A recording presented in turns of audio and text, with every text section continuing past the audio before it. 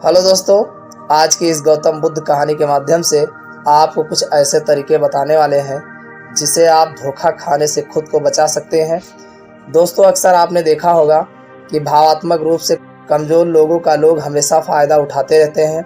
कभी न कभी हम सब ने देखा होगा कि अपने आसपास जो भी इंसान नरम दिल का होता है, यानी कि भावात्मक रूप से दयावान होता है, वह बेचारा अपनी करुणा बस दूसरों की सहायता तो कर देता है, लेकिन बदले में उसे हमेशा धोखा ही मिलता है। दोस्तों, अब सवाल यह उठता है कि क्या एक इंसान को भावात्मक नहीं होना चाहिए?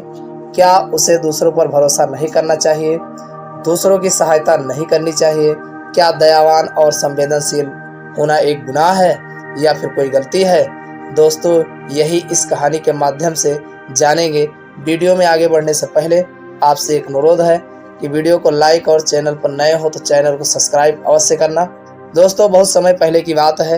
एक बार एक युवा लड़का जंगल के पेड़ों पर मुक्का मार रहा था। वह बड़े जोर जोर से मुक्का मार रहा था। वह अपने माँ का गुस्सा निकालने की कोशिश कर रहा था। शायद उसको किसी ने धोखा दिया था या फिर उसके साथ बहुत बुरा हुआ था, जिससे वह बहुत ज़्यादा परेशान था। उसे कहीं भी शांति नहीं मिल रही थी। वह लगातार उस पेड़ पर मुक्का मार रहा था, जिससे उसकी उंगलियां लहूलुहान हो चुकी थी। इस जंगल में एक शीतल पानी का झरना था। वहां पर एक बौद्ध भिक्षु रोज संध्याकालीन समय स्नान करने आया करते थे। यह उनका रोज का नियम था। आज जब वह बौद्ध भिक्षु इस रास्ते से स्नान करने के लिए उस जंगल में आए तो उसने उस लड़के की हालत देखी। वह जोर जोर से चीख रहा और रो रहा था और लगातार मुक्के मारे जा रहा था। उस लड़के के आसपास कोई मौजूद नहीं था। इससे उस भिक्षु को उस युवक की चिंता होने लगी। बौद्ध भिक्षु ने सोचा कि कहीं मैं इसे छोड़ दूं और कहीं यह आत्महत्या कर ले। तो ऐसे विचार आने के बाद भी वह कुछ नहीं बोले और लगातार उस युवक की तरफ देखे जा रहे थे। भिक्षु एकदम चुपचाप खड़े हुए थे। उसने युवक से कुछ नहीं बोला, कुछ नहीं कहा, बस वह उनको लगातार देखे जा रहे थे। उस युवक ने उस भिक्षु को पहले तो नज़रअंदाज किया, लेकिन कुछ देर बाद उसे अजीब सा लगने लगा। तब उसने सोचा कि ना तो मुझे रोक रहे हैं और ना ही कुछ कह रहे हैं, या तो बस मुझे देखे जा रहे हैं। इसका मतलब क्या है? बड़ा अजीब आदमी है। ऐसे ही विचार उस लड़के के मन में उठने लगे। जब कुछ देर बाद भी वह भिक्षु कुछ नहीं बोले तो लड़के ने अचानक से उससे पूछा, मान्यवर, आप अपने रास्ते क्यों नहीं चले जाते? आपको क्या मतलब है? खड़े होकर मुझे क्यों देख रहे हो? फिर भिक्षु ने बड़े शांत स्वर में कहा, बेटा, मैं तुम्हें नहीं रोक रहा हूँ, तुमसे कुछ कह भी नहीं रहा हूँ, तो तुम्हें क्या परेशानी है? मेरे ही तरह यह पेड़ पौधे पक्षी सब तुम्हें तो देख ही रहे हैं। जब तुम्हें इनसे कोई परेशानी नहीं है तो मुझसे क्या परेशानी है? यह सुनकर लड़का जोर से चीख कर बोला, मुझे सबसे परेशानी है, मैं सबसे नफरत करता हूँ। यहाँ पर सब धोखेबाज गद्दार होते हैं, कोई किसी का नहीं होता इस दुनिया में। और इस तरह बोलते बोलते वह फूट फूट कर रोने लगा और रोए जा रहा था और बौद्ध भिक्षु उसे देखे जा रहे थे। वह उसे चुप करने की कोशिश भी नहीं कर रहे थे। यह बात तो उस लड़के को और ज़्यादा अजीब लगने लगी। अब वह रोना छोड़कर उस लड़के ने चुप होकर उस भिक्षु से कहा, बड़े अजीब आदमी हैं, आपके सामने कोई इंसान दुखी है, परेशान है और आप उसे चुप भी नहीं करा सकते। मन में बिल्कुल भी संवेदना नहीं है। आपको अपने साधु होने पर लाजमी होना चाहिए। और ऐसे ही न जाने क्या क्या जली कटी बातें वह युवक उस बौद्ध भिक्षु को सुनाने लगा। तो कुछ देर बाद युवक का सारा गुस्सा निकल गया। तब भिक्षु ने बड़े ही शांत स्वर में कहा कि आज मैं तुम्हें कंधा दे सकता हूँ, तुम्हारे आंसू पोंछ सकता हूँ, लेकिन इससे तुम्हारी समस्या का समाधान नहीं होगा। कुछ देर के लिए तुम्हारा मन बहल जाएगा, बस उसके बाद वही जिंदगी, वही लोग जो तुम्हें आज कंधा देने के लिए भी तुम्हारे पास नहीं है। फिर से तुम इस जिंदगी में लौट जाओगे। कोई तुम्हें धोखा देगा, कोई तुम्हारा फायदा उठाएगा और तुम अपने मन को ऐसे ही तकलीफ पहुंचाते रहोगे।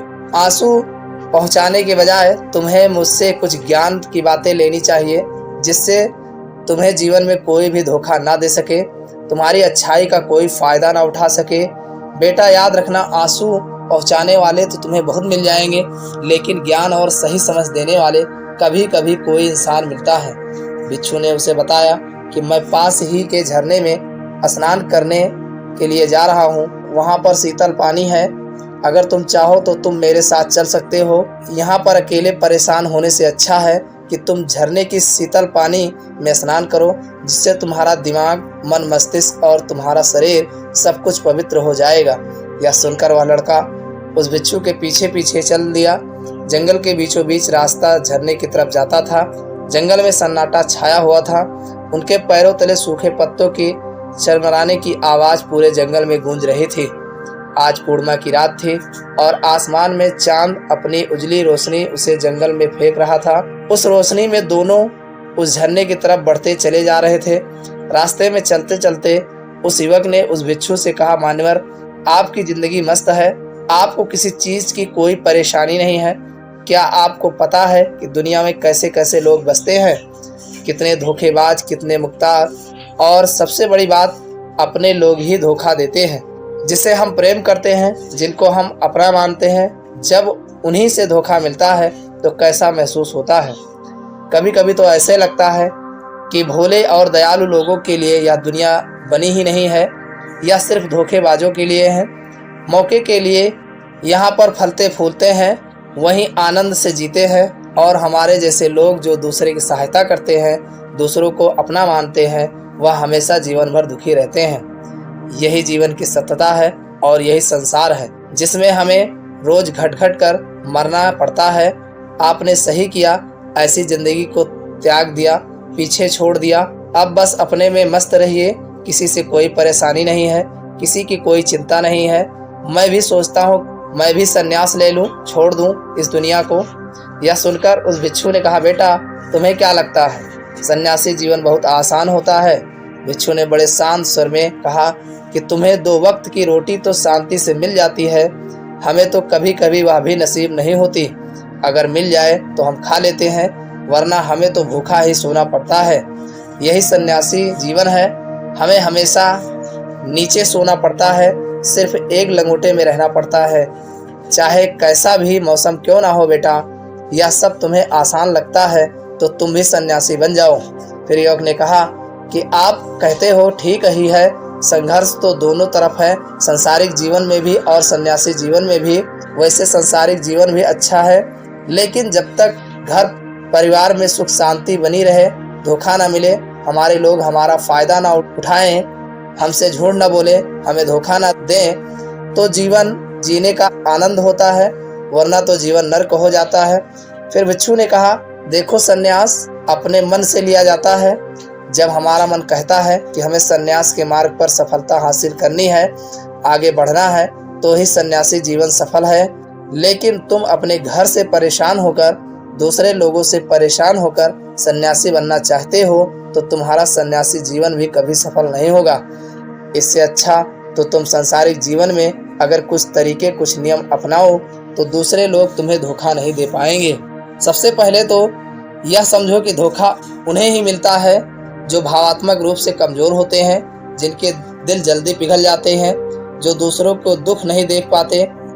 ऐसे लोगों के साथ धोखा होने की संभावना ज़्यादा होती है, क्योंकि कोई भी आदमी अपनी परेशानी बताकर, अपने को दुख में बात कर तुम्हारा फ़ायदा उठा सकता है। क्या पता वह झूठ बोल रहा हो, वह दुखी होने का नाटक कर रहा हो, लेकिन आपको तो सच ही लगेगा, और उसके बाद कुछ समय बाद आपको पता चलता है कि आपके साथ धोखा हो गया। उसके बाद आपका मन अंदर से टूट जाता है। इसलिए सबसे पहले इस बात का ध्यान रखना कि किसी भी व्यक्ति को यह एहसास मत होने दो कि तुम भावात्मक रूप से कमज़ोर हो, अंदर से तुम्हारा दिल नरम है। अगर उन्हें यह कमज़ोरी पता चल गई तो वह कोई न कोई जाल रचकर आपका फ़ायदा उठाने की कोशिश करेंगे। चाहे आप अंदर से संवेदनशील हो, दूसरों की मदद करने वाले हों, लेकिन किसी को एहसास मत होने दो, ऊपर से कठोर बने रहो। जब लोगों को लगेगा यह आदमी कठोर है, तब वह लोग झूठे हैं, मक्कार हैं, वह आपके पास आएंगे ही नहीं, वह उन्हें चंगे जो उनके आसानी से शिकार होंगे। और दूसरी बात समझने की यह होती है कि हम बहुत जल्दी दूसरों पर विश्वास कर लेते हैं, और हमारा जल्दी विश्वास करने की यह आदत ही हमें हानि पहुंचाती है। 2 दिन तुम्हें किसी से मिले हुए नहीं होते हैं और तुम एक दूसरे के हो जाते हो, एक दूसरे पर पूरा भरोसा करने लग जाते हो, और यह भरोसा तीसरे दिन टूट भी जाता है, और फिर तुम्हें धोखा मिलता है। और फिर तुम परेशान होते हो। इसलिए समय दो। किसी भी चीज को, किसी भी रिश्ते को आगे बढ़ाने के लिए समय की जरूरत होती है। समय के साथ तुम्हें सामने वाले इंसान की अच्छाई और बुराई पता चलती है। तब तुम्हें पूर्ण रूप से पता चलता है कि इंसान वास्तव में कैसा है, अच्छा है या बुरा है, और वह कुछ समय देने के बाद ही होता है। इसलिए जल्दी किसी पर विश्वास मत करो। अपनी पूरी संतुष्टि करना। अगर तुम किसी के साथ लंबे समय तक भरोसा करना चाहते हो, या किसी के साथ कोई संबंध बनाना चाहते हो, कोई दोस्ती करना चाहते हो, या फिर किसी की मदद करना चाहते हो, तो इन सभी परिस्थितियों में तुम्हें यह जरूर पता होना चाहिए कि दूसरे लोग उस इंसान के बारे में क्या सोच सकते हैं। इसके बाद तुम जीवन में कभी भी धोखा नहीं खाओगे और तुम्हें कभी भी धोखे की वजह से पछताना नहीं पड़ेगा। इस तरह की बातें करते हुए भिक्षु और वह लड़का दोनों जंगल से बाहर आ गए और अपने अपने घर को चले गए। कहानी अच्छी लगी हो तो कमेंट बॉक्स में नमो बुद्धाय अवश्य लिखिएगा।